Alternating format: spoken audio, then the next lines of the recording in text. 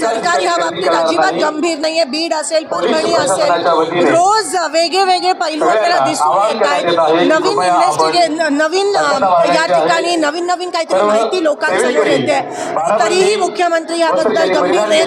राजीनामा दिला पाहिजे तो पण घेत नाहीत. एकंदरीत आपल्याला दिसून येतं की निगरगट्ट असं सरकार हे झालं. मंत्र्याच्या जवळचे सहकारी जे ते आरोप घेतात, पण सरकार आरोपी करत नाही, त्यांच्यावरती मोक्का लावला जात नाही. यासाठी ग्रामस्थ सगळे आक्रमक. याचे मी निषेध करते. ज्या पद्धतीत क्रूर पद्धतीत 4 तास त्या माणसाला देशमुखांना मारलं गेलं आणि हे देशभरात चाललंय, पूर्ण महाराष्ट्रात चाललंय.